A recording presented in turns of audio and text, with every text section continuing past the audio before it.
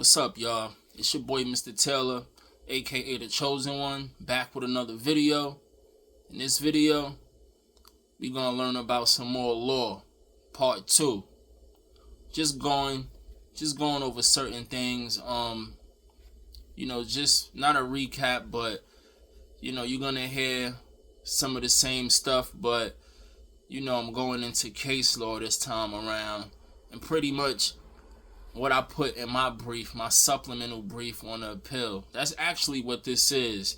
This is my appeal, my supplemental brief that I filed on my own, pro se. And it applies to everybody case because I deal with criminal procedure law. Like I was telling y'all before, I'm big on that. So the stuff that I'm arguing in my brief could apply to everybody's case. And that's not just because of criminal procedure law, but it's because I target the very beginning of a case. I challenge that part. I pay close attention to the beginning of the case, a criminal case. So this is why this information will apply to anybody who got criminal charges against them or whatever. They fighting criminal charges. You can use this information, and that's a fact. That's what I focus on when it comes to criminal charges. I focus on the beginning stages, and that's exactly what I'm arguing in this brief. So, first and foremost, we want to know, well, before I even say that, I want to say that I see a lot of people up here on social media talking about how these laws don't apply to us, and I understand that, statutes and codes and things like that, it don't apply to us. It applies to corporate or whatever, but that's if your parents didn't sign you over to the corporation, which is called, America, United States of America. So for the most part, majority of us, our parents signed us over to the corporation. So these laws, these statutes, these codes, they apply to us. You know what I'm saying? And that's just cut and dry. Like, if one of us get locked up, that's the law that's gonna govern how we being processed through the system. And if we don't know that sovereignty law, or if we not exercising our rights under a certain status, then we gotta pretty much abide by these codes and these statutes and things like that until we switch our status. So you feel what I'm saying? And for the most part, majority of us was signed over to the corporation. So until we change that, we gonna have to learn these codes and statutes. It's just that simple. So let's get on with the video. Just wanted to get that out the way. So we need to know what an indictment is. I touched on that, so I ain't gonna say too much about it. But an indictment is is pretty much a grand jury vote, a vote by the grand jury. In a case where evidence is presented and the grand jury votes, on an indictment, also known as a true bill. And that doesn't mean you're guilty. It just allows for the case to go to trial. You feel what I'm saying? So I'm gonna be taking quick looks at my brief or whatever. So under CPL 190.65, a true bill is required to be filed promptly. You feel what I'm saying? It has to be filed promptly. Meaning it has to be filed right away. An indictment is the same thing as a true bill. And we just need to know that. It also needs to be signed by the district attorney or the foreperson of the grand jury. You feel what I'm saying? And if you don't see these signatures on that true bill, then it's definitely uncertified. And so that's enough about a true bill, an indictment. So when we talk about grand jury, true bills, indictments, and things like that, there's a thing called a certificate of grand jury action. And that's filed when the case, that shows that the case is going before the grand jury. The document, it must state when the grand jury voted to indict, actually. It must state that. That's called a certificate of grand jury action. It must state all of that. And that's different from a true bill. That's different from an indictment. That's just a certificate, which pretty much confirm, that the case went to a grand jury and it was voted on by a grand jury. You feel what I'm saying? It has to have the date and all of that. So you want to know that. And that's under CPL 180.82A. You feel what I'm saying? Get familiar with these codes. Get familiar with them. The next code I want to touch on is 18080 and 19050 5A. Now, some of these codes, the numbers I'm repeating because it's the same codes, but remember I told y'all about subsections, subdivisions, and things like that. So, if you hear me repeating codes, you have to pay attention to the subsection because that makes it totally different. You understand? See, when we talking about CPL 18080, we talking about a hearing or a disposition on a felony complaint within 144 hours from the time of arrest. When we talking about CPL 18082A, we talking about a certificate of grand jury action. Now, 18080 and 19050 go hand in hand. That's why I want you to pay attention to this. They go hand in hand.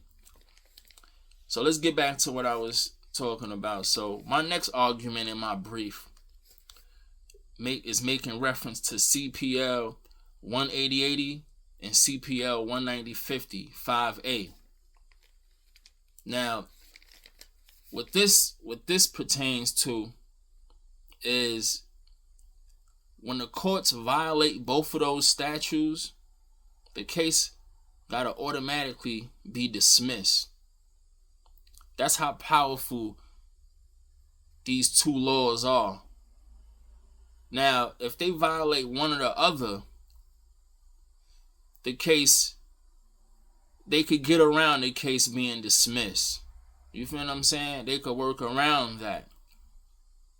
But when the courts violate both of those, then that's a problem. The case got to automatically be dismissed. And that's what I want to touch on right now. So, under the Court of Appeals recent decision in People versus Evans, the indictment was dismissed for the defendant not being being afforded the right to testify before the grand jury, in addition to the violation of CPL 18080, disposition upon a felony complaint within 144 hours from the time of arrest. I spoke about this last time. So, let me just go over that again. So, if they don't afford you the right to testify before the grand jury, and they don't release you after 144 hours from the time of arrest, if there wasn't a hearing conducted, then the case got to get automatically dismissed. And I want to go into details with that again. So, when you first get locked up on a felony charge, not a misdemeanor, a felony, after arraignment, at arraignment, that's actually the first time you go before a judge. You go through central booking, and then you go before a judge. But all of that time counts. Time in central booking and all of that counts. Because it's 144 hours from the time of arrest, from the time that you get arrested. And you just count 24, 24, 24 like I told y'all. So, when you first go in front of that judge, you gotta let the judge know that you want to testify before the grand jury. That's your fastest way of getting home outside of bailing out.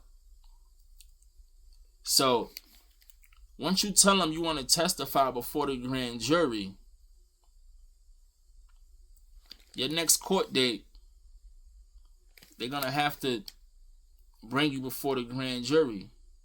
It's going to have to be within 144 hours from the time of arrest. That's why 180-80 and 190-50 goes hand in hand. And when they say under 180-80, when they say there has to be a hearing or a disposition on a felony complaint within 145 hours from the time of arrest, that means that hearing they talking about is that hearing under 190-50, that grand jury hearing. They have to hold that within that amount of time. You see that? You see how that goes hand in hand? 180-80 is making reference to 190-50. They don't state 190-50 under 180-80, but it's saying that there has to be a hearing or a disposition on a felony complaint. A hearing is that grand jury hearing.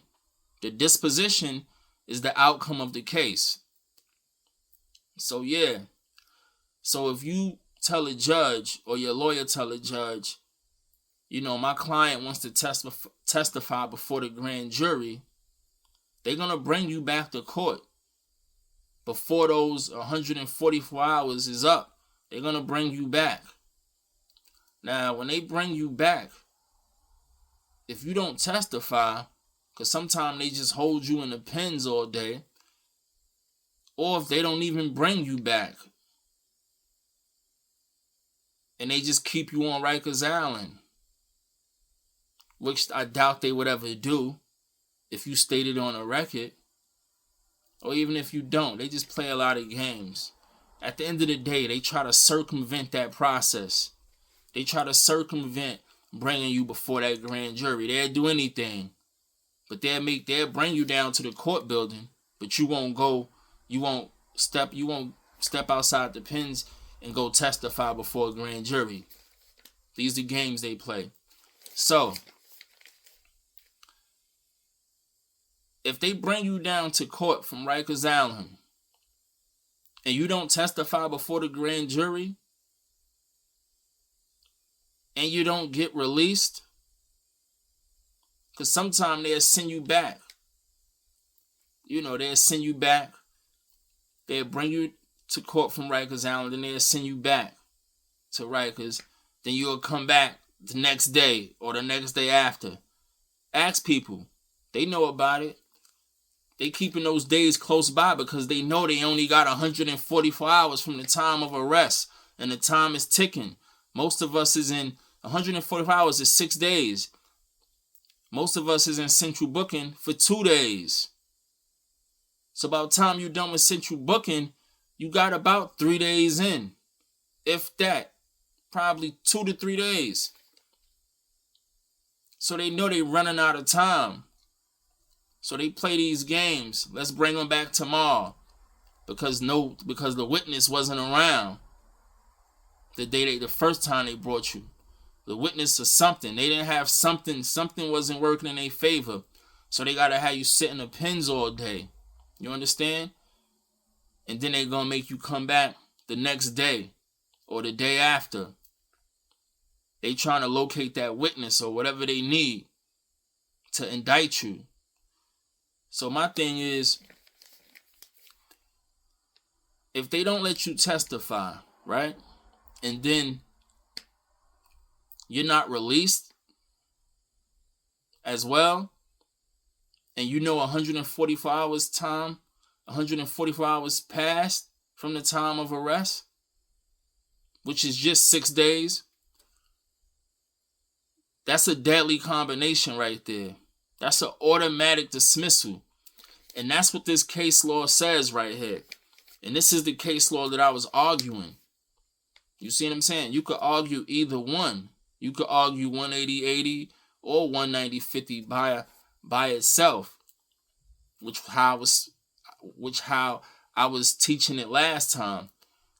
But now I'm letting you know that when these two statutes are violated, that's a dismissal off the back. So you have to remember that. And the case law that governs that is People versus Evans. That's a Court of Appeals decision. The Court of Appeals is the highest state court. So we got to understand how these courts work too. You know, which I explained before. I don't know if did I explain it, but you know, you got to understand that I know the appellate division, first you have the city court, you feel what I'm saying, which is the lowest court, you know, the local criminal court.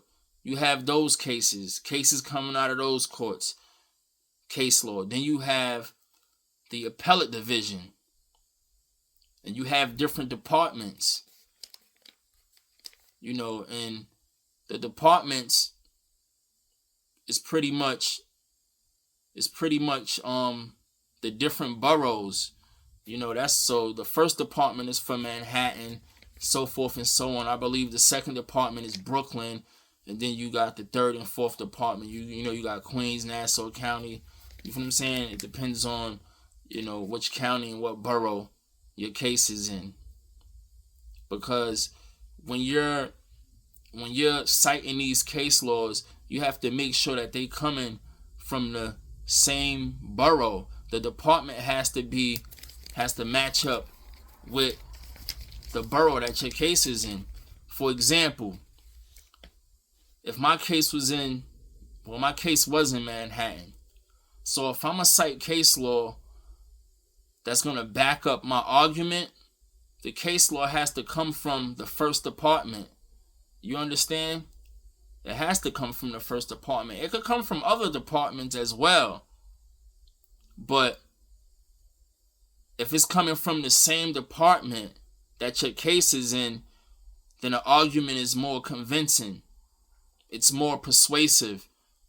You have a better chance of the judge granting a case law that's coming from the same borough that your case is in. You understand? That means it's coming from his court. It could be a different judge. It's coming from his court building, his department, his or her department. They have no choice but to grant it. You feel what I'm saying? So if you in the second department, if your case is in Brooklyn, then you have to research case law coming from the second department, because I believe that's Brooklyn, and so forth and so on.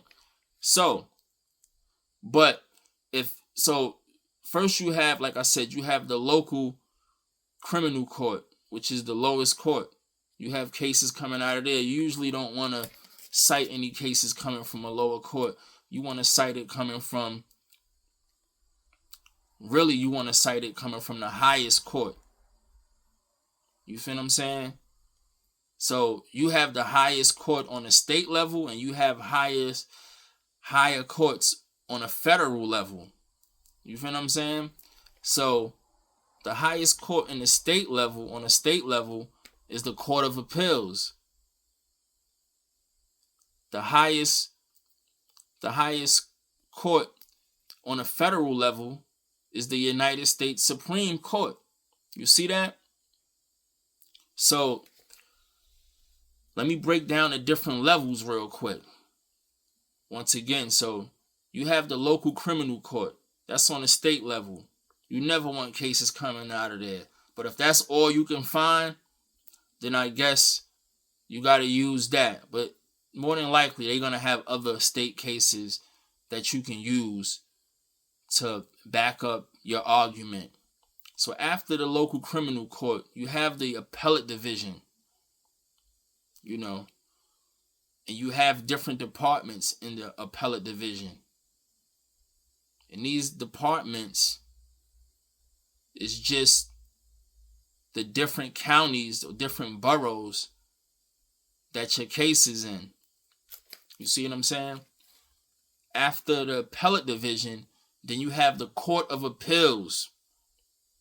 After the Court of Appeals, then you start getting into federal court. And it's been a while since I've brushed up on this stuff, but so you have the federal courts, and you have the Southern District, the Eastern District, the Western District. These are the district courts, which is the federal courts. That's what they call district courts. That's on a federal level.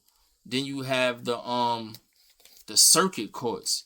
You have the Second Circuit, the Third Circuit. It starts getting more complicated. Then after the circuit court, I believe it's the United States Supreme Court.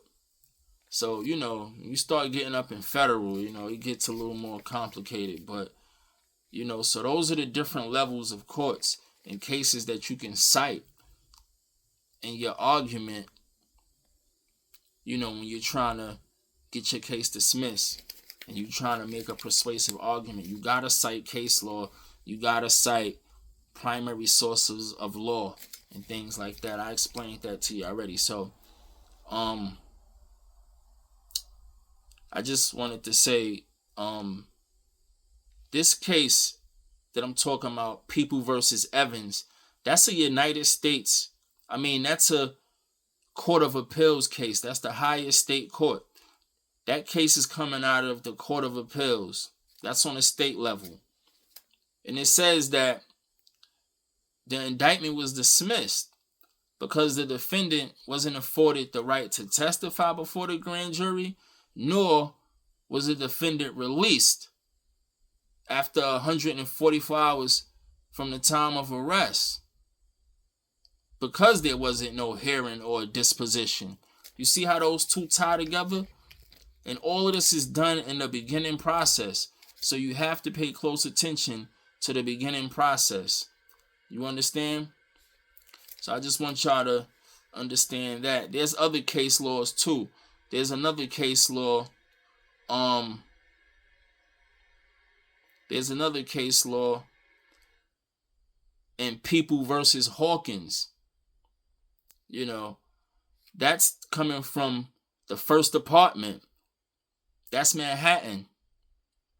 That's where my case was at. So this is why I cited this case coming from the First Department, People versus Hawkins. We're saying the same thing. You understand? Once you violate these two statutes, it's an automatic dismissal. I want y'all to understand that. You feel what I'm saying? But you have to give timely notice at arraignment upon a felony complaint prior to the prosecution presenting evidence to the grand jury. You have to say that you want to testify before the grand jury. As long as you put that in, as long as that's on the record, whether you doing it or your attorney doing it, as long as you're letting the court know I want to testify before the grand jury, then this could work in your favor. But if you don't say that you want to testify, what they saying is that because the evidence could still be presented to the grand jury without you even being there to testify, you see? But if you're stating, that I want to testify, if you put in the court on notice, then you have to testify. And if they don't let you testify and they don't release you under CPL 18080, then the case got to be dismissed. And we're going to get off of that. And I just wanted to definitely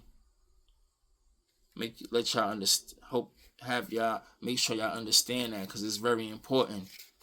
And I wanted to touch on habeas corpus real quick, because when we talking about criminal law, and when you entitled to immediate release, which is what habeas corpus is for, it's a writ. That's a writ that you can file when you entitled to immediate release. You can file that with the courts. And now this becomes civil now. When you start filing writs and stuff like that, now we talking lawsuits and all of that. You might not be asking for no money, but now it's gonna roll over into a lawsuit, because now you're letting the courts know that I'm entitled to immediate release. Immediate release means exactly what it says. That it's cut and dry. I'm entitled to be released from custody. Period. Hands down. There's no other way around it. You understand? And the reason why I bring that up is because if they violate these two statutes, or any type of statute is being violated, which would entitle you to immediate release, and they don't release you, now you can file a habeas corpus. And y'all can look up and, do some research on a habeas corpus. But I'm telling you what it is. That's a writ that you can file with the court when you're entitled to immediate release, when they have to release you from custody. And this little game that they play is so corny. You feel what I'm saying? Because you can exercise your rights and say this, that, and file this motion and file that. And if they don't abide by it or comply with the law, then you have to file something else. That just irks my nerves. Like, then if that don't work, I gotta file something else? You feel what I'm saying? It's stupid. All right, so we didn't comply with this law. So what you should have did was you should have filed a habeas corpus. Like, come on, like, and what if that don't work? What if y'all don't, comply with that?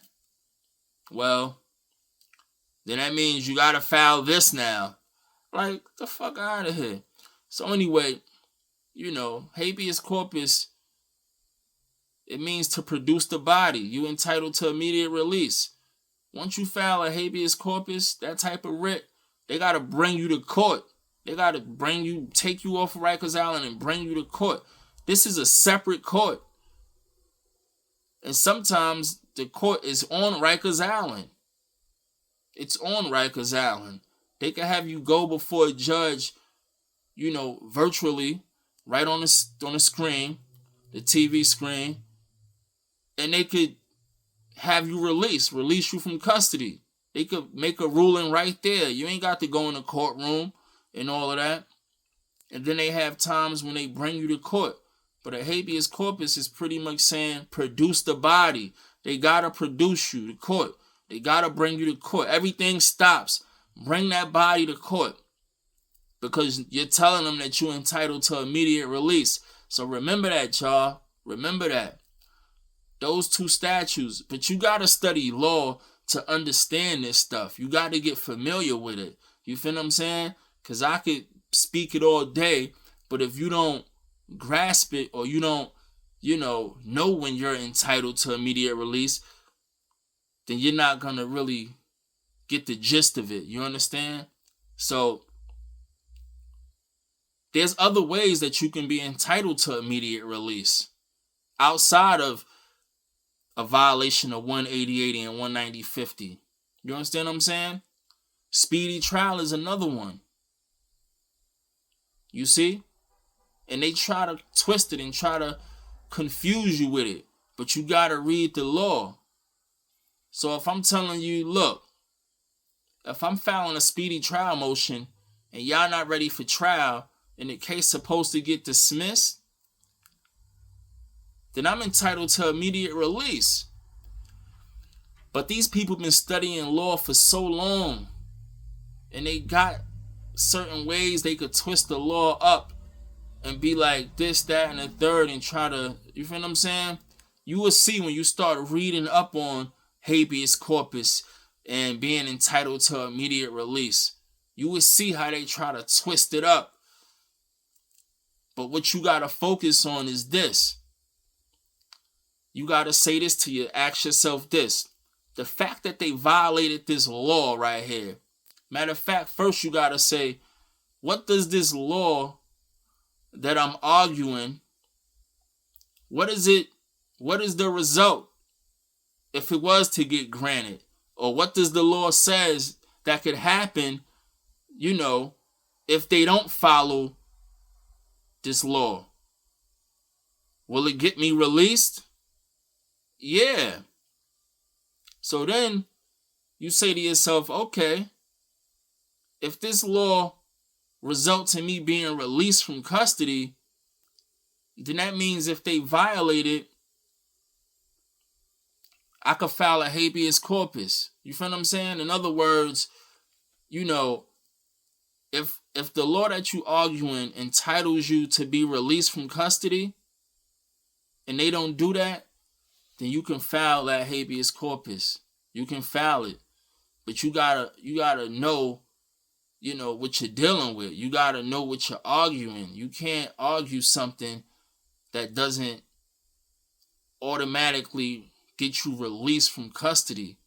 You feel what I'm saying? If it doesn't do that, then then you can't file a habeas corpus. You feel what I'm saying? It has to be cut and dry, immediate release. It has to be that. You feel what I'm saying? So, because the law is funny, so that's why I'm speaking on it like that. They always got a way of getting around stuff and, trying to circumvent things. And you got to really be sharp with it because these people are, they real funny with this law. So, the next thing I want to point out that I argued in my brief was speedy trial. You feel what I'm saying? I just spoke on speedy trial, but, this is my next argument. Now, I filed 2 speedy trial motions in my case simultaneously, meaning at the same time, because they have one speedy trial motion which could get you released on your own recognizances. You see what I'm saying? And then they have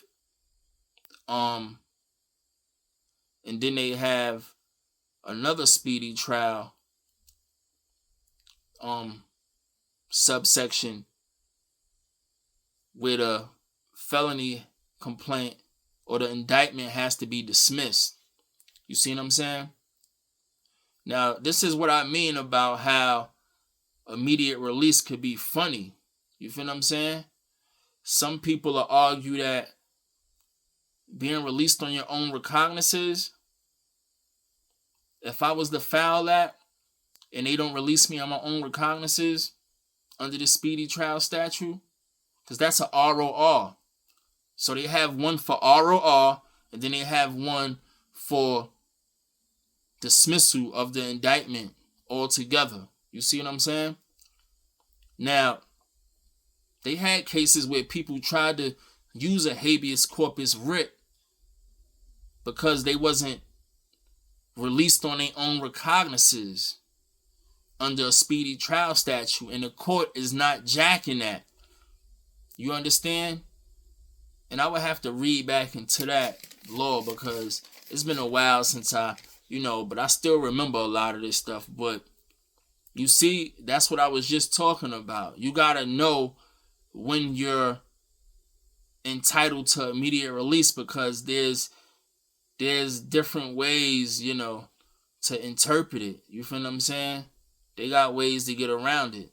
So both of these statutes, to my understanding, if it was up to me, both of them entitles you to immediate release. You would have the right to file a habeas corpus if they violate either one of them. But one of them just allows you to be released on your own recognizances. You see what I'm saying? And then the other one gets the indictment dismissed. But both of them is getting you released from custody, right? You see what I'm saying? But if you try to file a writ of habeas corpus because they violated 3030 speedy trial for being released on your own recognizances, which is 3030 1A or 3032A. You feel what I'm saying? The one that released you on your own recognizances, if they don't comply with that statute, they not trying to hear that you entitled to immediate release. Why? Because it's just dealing with a ROR. It's just dealing with release on your own recognizances. You see what I'm saying?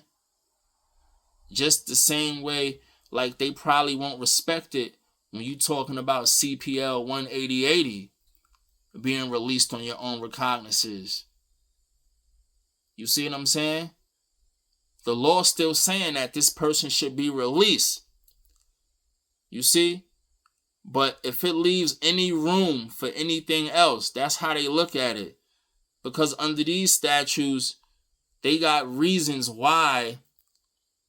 See, under 18080, they got reasons why.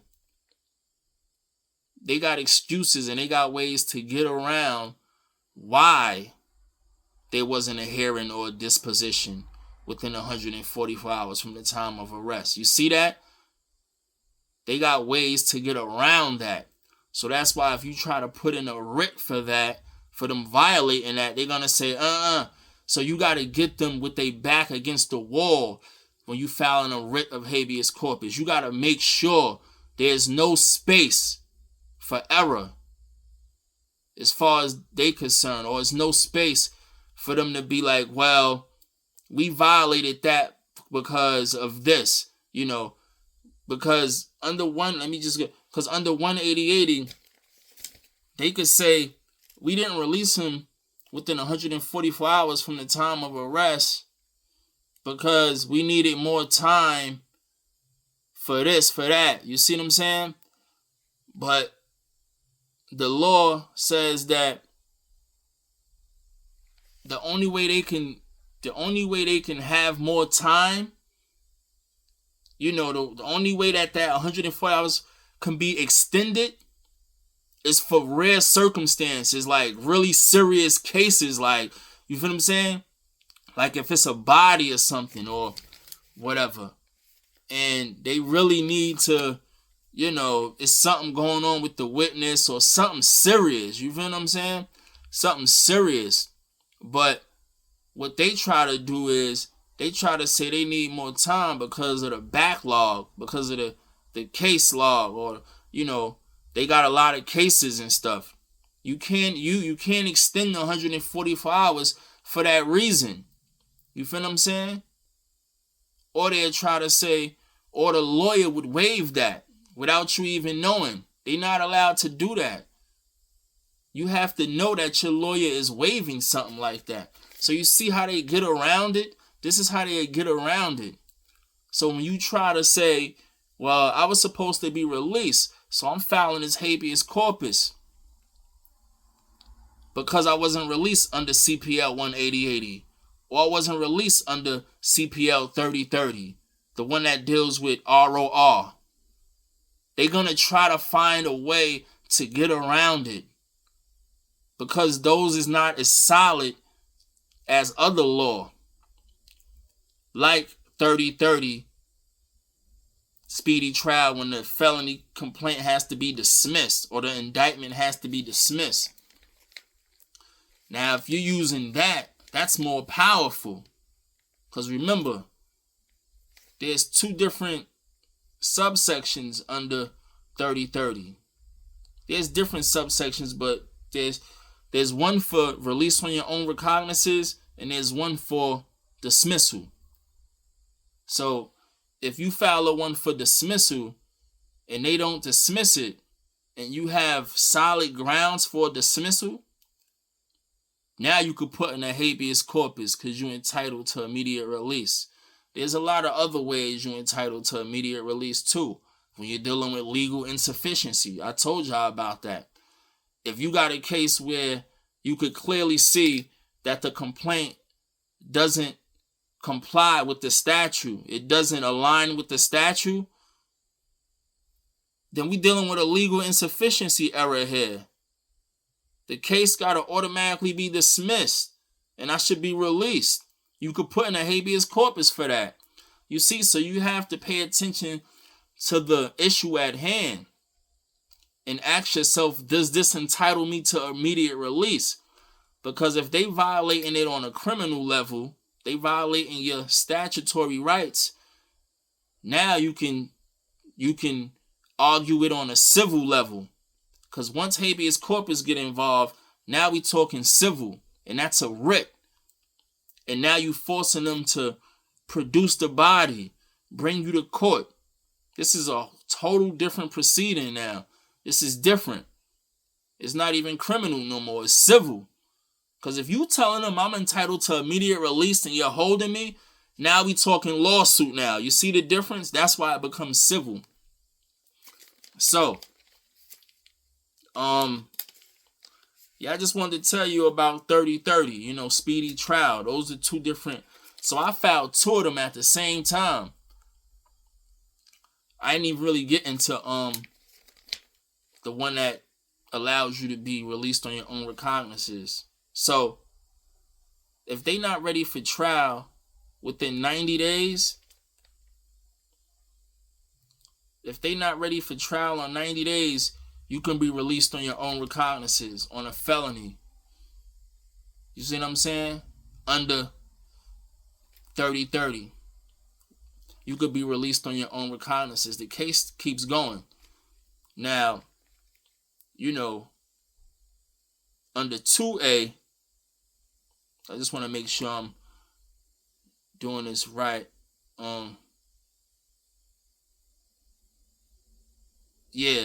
The statutory right under speedy trial, 1A is dealing with being released on your own recognizance.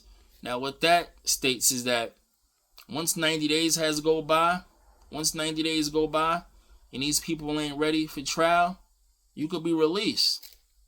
Once 6 months go by, it has to be dismissed now. You see what I'm saying? So I filed those two different I filed those two motions under the speedy trial statute at the same time because I did it once 6 months went by because I didn't even know about the 3-month mark at the time. So when I hit 6 months, I'm like, wait, let me file both at the same time. Let me file it for 3 months. So they got to grant one or the other with me, Either y'all got to release me on my own recognizance and let the case keep going, or you're going to dismiss it altogether. They didn't do neither one. Word, they just denied both. You feel what I'm saying? So, but like I said, the dismissal is what would entitle me to immediate release. Another thing that would entitle you to immediate release, and you could file a habeas corpus writ, is if your sentence expired. See, I was sentenced twice for the same offense. First of all, I already told you, I was supposed to be charged with a misdemeanor. That's another way I'm entitled to immediate release. So once I do 12 months, which is really supposed to be 8 months with good time. But because the most you could face on an A misdemeanor is a year. So once I do a year, I did 4 years. Once I do a year, I could argue that I'm entitled to immediate release, and it'll go back to my regular argument, which is why, then I would argue why I was supposed to be charged as a misdemeanor instead of a felon. And a misdemeanor only requires you to do a year, up to a year in jail. So you see that? So I could have filed for that because now y'all exceeding the sentence. But let them tell it. I was charged with a felony. You see what I'm saying? But I could argue that my argument, the fact that I should have been charged with a misdemeanor, which is a total, different argument I don't want to get into, but I was supposed to be charged with a misdemeanor. It was a non-violent offense, felony. So once they went past a year, once they went past 365 days in jail on Rikers Island, I could file a writ of habeas corpus. Because I know I was supposed to be charged with a misdemeanor, and I gotta prove it. I gotta prove to them why they should have never went past a year. You see what I'm saying? So you gotta make sure whatever your argument is, you gotta just make sure it entitles you to immediate release before you file that habeas corpus. And don't use stuff like ROR and things like that, because they got ways of getting around those rinky-dink laws. They powerful, but they got ways of getting around it. Get them on something solid before you file a habeas corpus. So I explained to you 3 different ways how you can be entitled to immediate release. One way, if the case got to get dismissed because of speedy trial, because speedy trial is serious, and that's your 6th Amendment right. You see, it becomes powerful. 180, there's no constitutional right. The Constitution doesn't guarantee you that right. You feel what I'm saying? It would under due process, the 14th Amendment, but it's not directly related to CPL 180. You see, it has to be directly related to it. You see, that's how they get around it. But when you look up the 6 amendments, it says straight off the back, speedy trial. Everybody's entitled to a speedy trial. You see, it's directly related to speedy trial. So that's what makes it strong. So that's what makes the 6th Amendment powerful. Speedy trial, a case being dismissed on speedy trial grounds, is guaranteed by the Constitution, United States Constitution, 6th Amendment. So once they violate that, that's you entitled to immediate release, and you can file a writ of habeas corpus now. So that's one way. Another way is if there's a legal insufficiency error. If all the elements are not there, you charging me with a crime that doesn't align with the statute that you're charging me under. The complaint doesn't align with the statute. All the elements is not there. That's immediate release. There's no way you could convict me of this crime. Like I told y'all before, you saying it's robbery in the first, which requires a weapon. There's no weapon. Why am I still in jail? There's nothing to talk about. No, my mistake. Because what they could do is reduce the charge. You see? That's how they get around it. So they could reduce it. But if you set up more, because they could reduce it to a misdemeanor. That's what they have the option of doing that. They could say, all right, well, we was wrong. We overcharged you, but you are guilty of robbery. It's just not robbery in the first. And then they could reduce it. You see, that goes back to how they get around it. You see what I'm saying? So then they'll say, well, that's a perfect example. You will file a habeas corpus. They'll be like, well, you're not entitled to immediate release, bro. You want to know why? Because, yeah, we overcharged you, but you still committed the crime of robbery. It just wasn't robbery in the first. So what we're going to do is we're going to reduce it. But here's the thing. say you didn't set up for more than the charge that they reducing it to. Now you entitled to immediate release. So more than likely they'll reduce it to a misdemeanor or a low felony. And if you did the maximum time on that, or you did more than the maximum time, now you entitled to immediate release. But there could be a legal insufficiency error where they can't reduce a charge. You see what I'm saying? So that's what habeas corpus talks about. When you start to read into it, it lets you know that you have to be entitled to straight up immediate release. There can't be no reduction involved, none of that. You feel what I'm saying? They'll tell you that. They'll let you know that, you know, if the prosecutor can reduce the charge and still charge you with something, then you're not entitled. It got to be straight up, cut and dry, immediate release. So, you have dismissal of the indictment. You have legal insufficiency error in certain situations. You feel what I'm saying? And you have cases where your sentence is, you already, you're going past the time that you were sentenced to. You've done more time either than what the judge sentenced you to, which they'll really never make that mistake. But, you know, when it comes to the sentence, if they overcharge you with something and they still got you sitting in jail and you realize that, you know, you overcharged me, you feel what I'm saying? Then you entitled to immediate release. DNA evidence, same thing. You find out that the DNA doesn't match yours and they've been holding you for this body, that's immediate release. You could use other vehicles to get you out of jail, but these are reasons why you can file a writ of habeas corpus. You feel what I'm saying? And so the next argument I had in my appeal was the people's failure to submit opposition papers. Now, we all heard that silence is approval. And that's what this is about. So I'm going to say it again. The people's failure to submit opposition papers. The people is the court, the prosecutor. You feel what I'm saying? It's the prosecutor. Not the court. It's the prosecutor. The person that's trying to put you in jail. The person that's convicting you. So, the district attorney.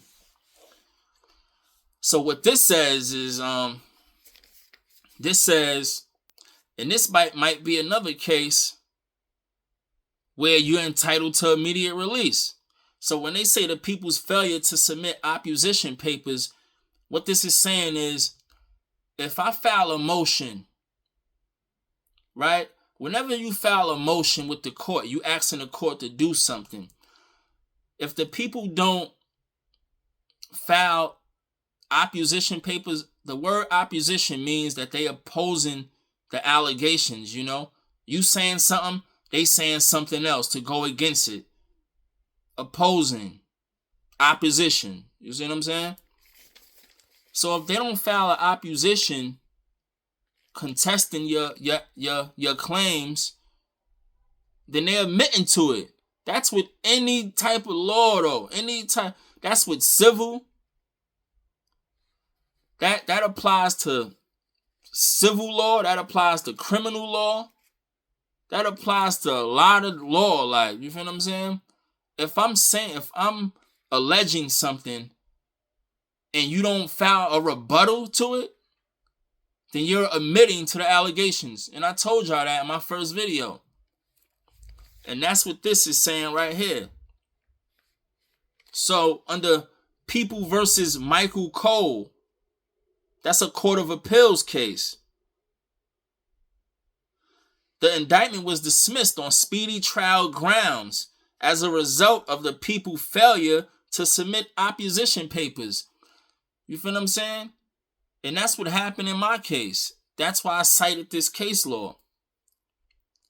When I filed my 2 speedy trial motions that I was just telling y'all about, simultaneously, I filed one to be released on my own recognizances, and then I filed another for the case to be dismissed.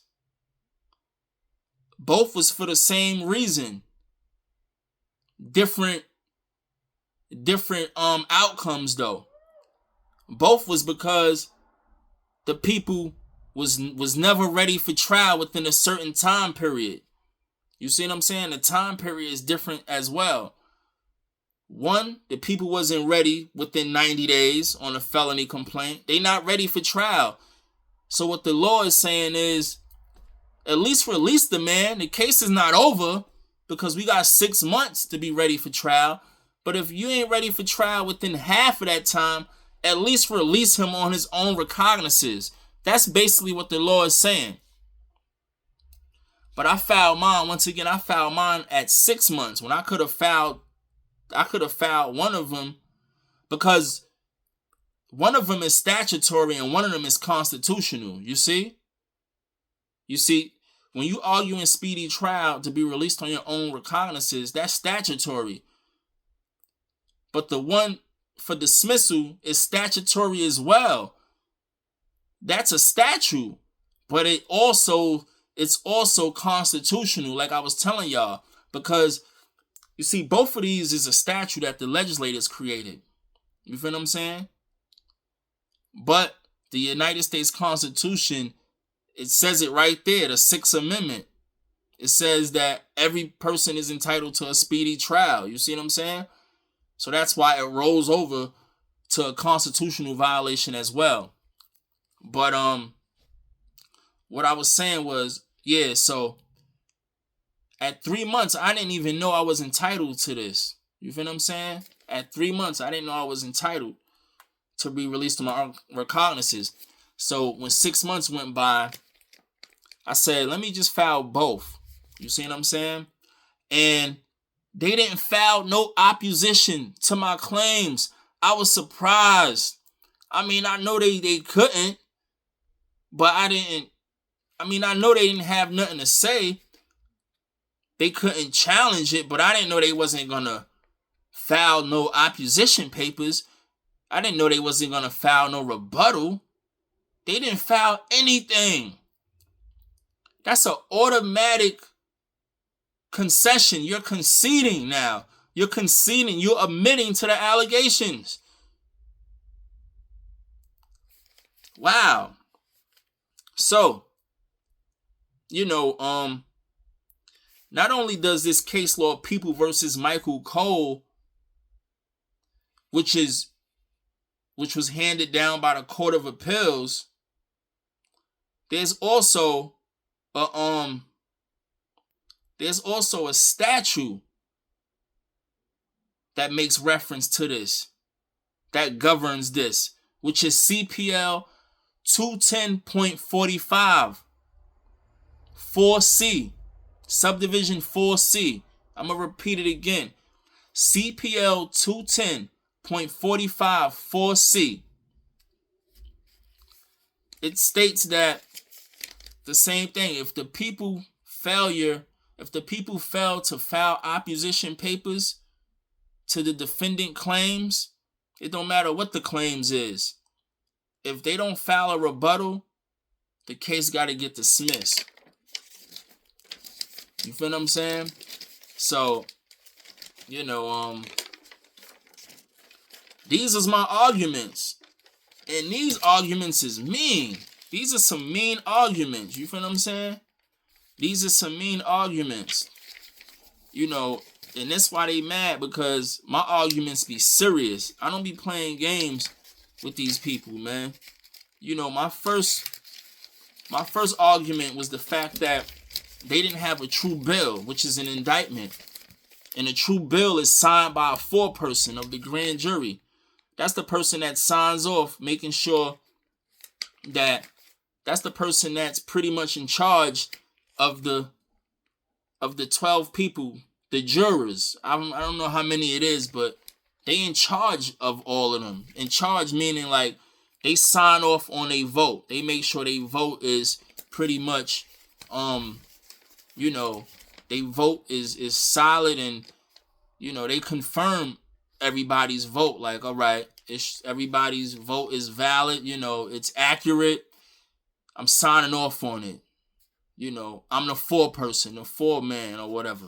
Yeah, and they sign off, pretty much confirming and pretty much co-signing all the other jurors that voted to indict.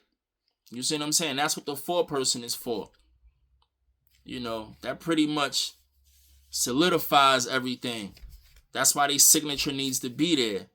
The district attorney's signature needs to be there as well. So just looking at the indictment, if it's missing those signatures, then that's a problem right there. That means they committing fraud. That was my first argument, talking about the true bill. That it's insufficient on its face. You feel what I'm saying? It's insufficient. Just like legal insufficiency. Those are some serious arguments. You feel what I'm saying? It's uncertified. When we getting into fraud. Then my next argument was the certificate of grand jury action, like I told y'all. You know, this is a affirmation by the district attorney stating that a grand jury vote was handed down on such and such date. That's what that's stating. That's an affirmation, a certificate of affirmation. Grand jury action. When I saw that paper, I had to foil it because they didn't want to give it to me. When I saw it, it didn't have a date that the grand jury voted on the indictment. It was no date there. I'm like, how you gonna be missing a date? How is this document gonna be omitting the date that the grand jury voted to indict? That's insufficient on its face as well. You see? So we got the true bill that's uncertified on its face.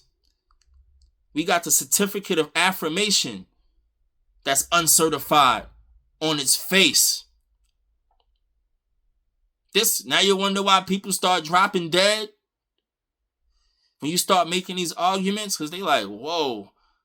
See, these are serious arguments right here. This shuts the whole case down.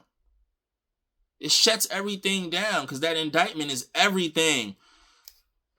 So for y'all who didn't catch that, not only do they have to have a true bill, which is an indictment, it's the same thing. True bill, indictment, same thing. But they also have to have a certificate of affirmation.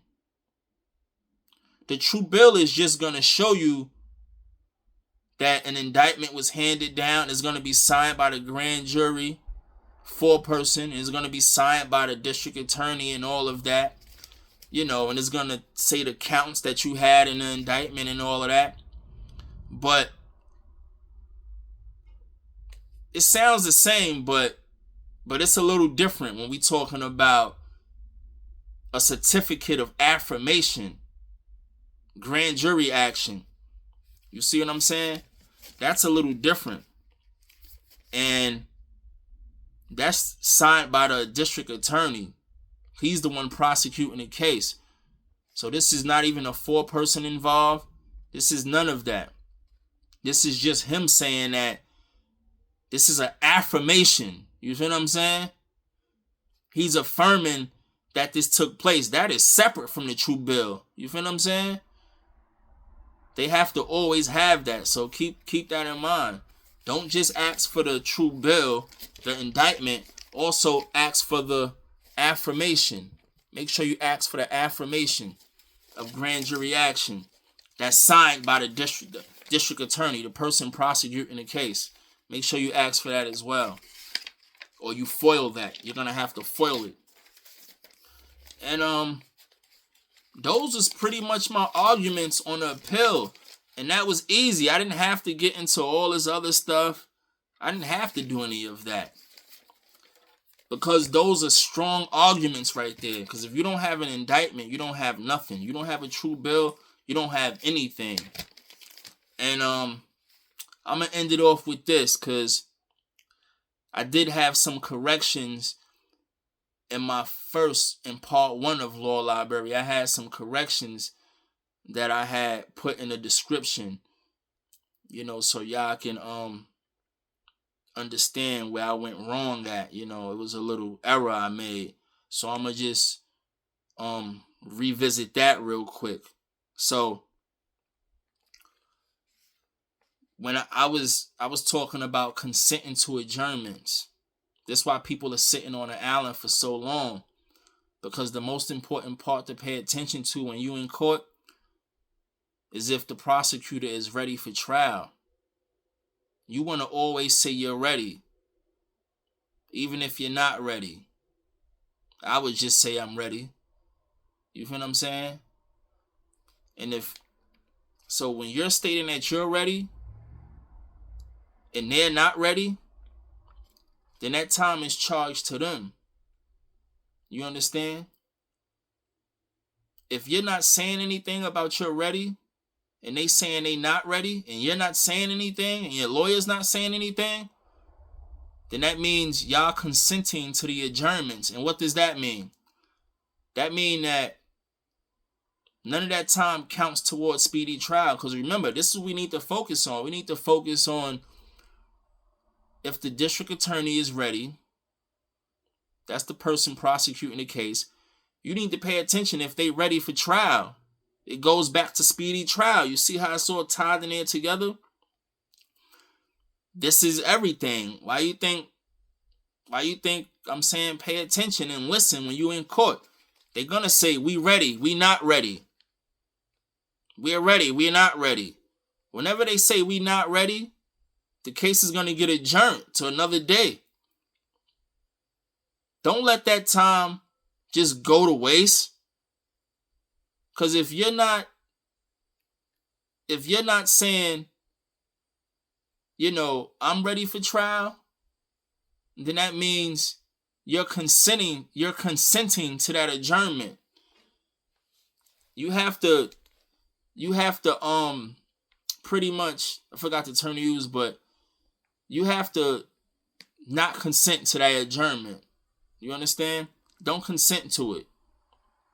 Don't allow them to just not be ready and the adjournment is just going down the drain. Now you just wasting time. You got to make sure that time counts toward the speedy trial clock. You got to make sure. You feel what I'm saying? You have to object. That's what I was trying to think of. You have to object to these adjournments. You don't even have to say objection.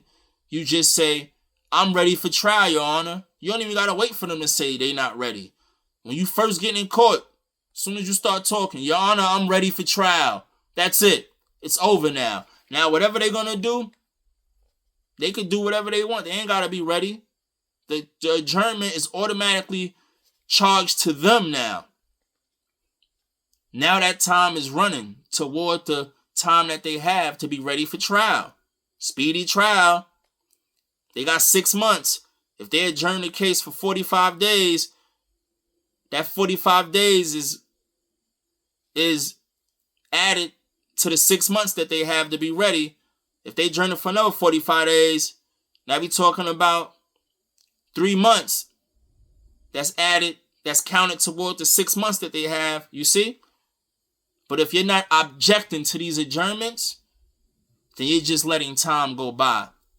So that's what I wanted to correct, because I was rushing. I made a mistake on that. Next was the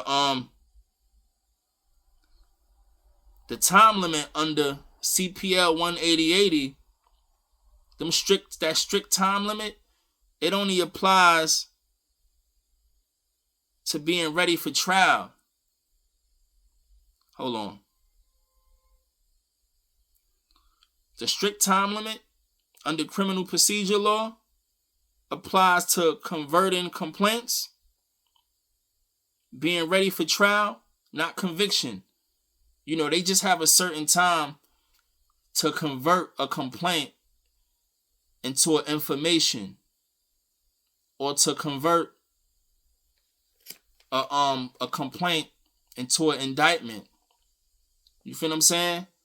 Those strict time limits, it only applies to them converting and being ready for trial. It doesn't apply to them convicting you. You understand?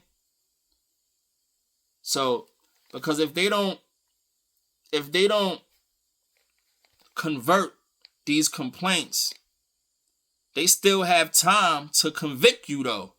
You see what I'm saying? Because CPL 1-880 states that they have to have a hearing or a disposition within 144 hours.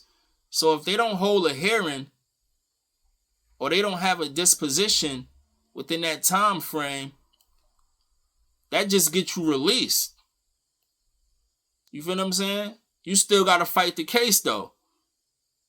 You feel what I'm saying? Because the ultimate time is 6 months for a felony. The maximum time on a misdemeanor is 3 months. You see that? So those 6 days is just to get you out of jail. It's just to have you released, but the case still go on. I just wanted to make corrections with that. Now, also, when you're using case law, which I explained, but I'm just going down a list. You use case law, you can use it when you're filing motions, not just for an appeal. Because I remember I said, case law is on the appeal. That's when you go in, that's when it gets crazy on the appeal. But you use case law when you're filing motions before an appeal.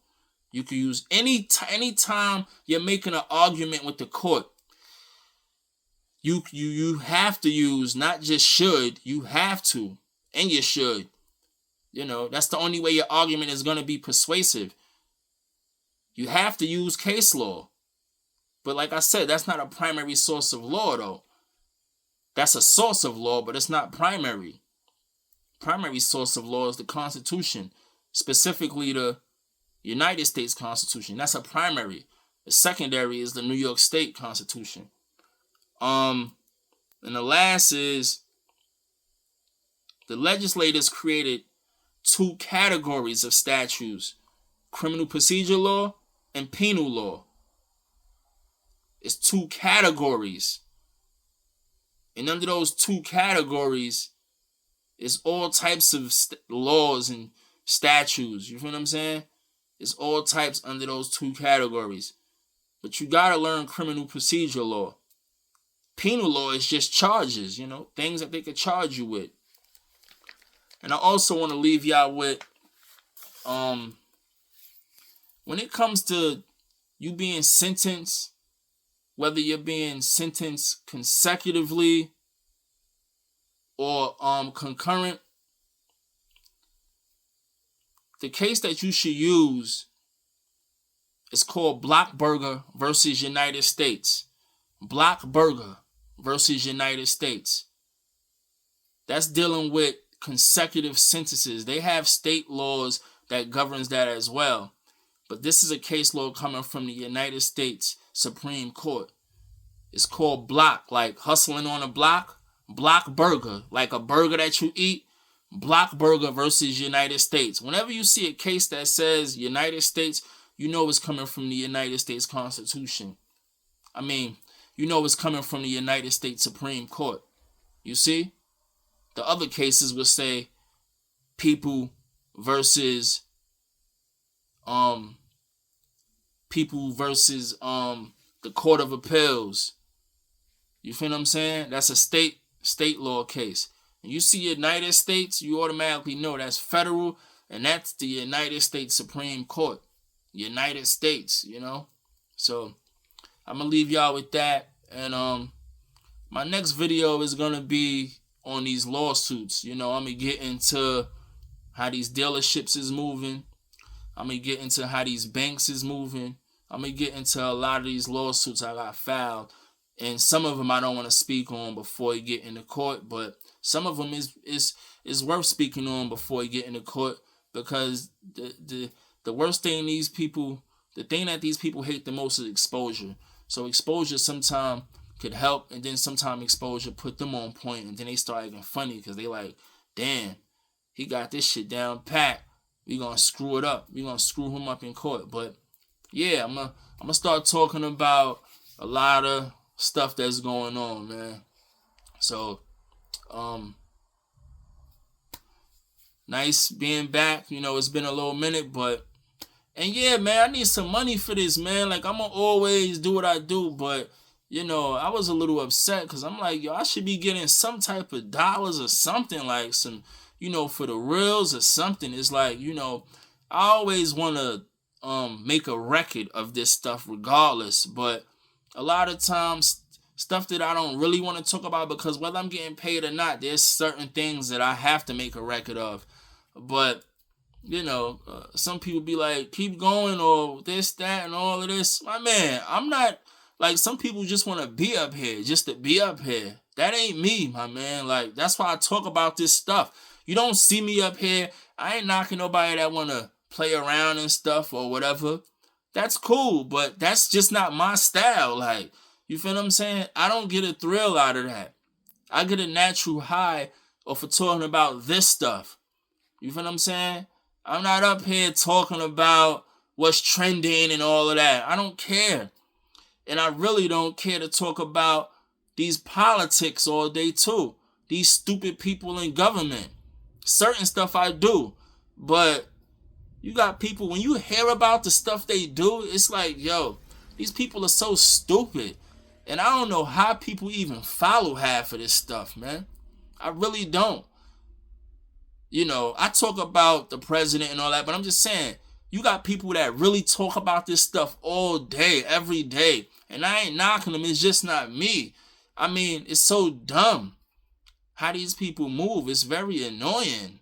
It's like every day y'all doing something. And certain stuff don't be worth talking about. I like jamming people up.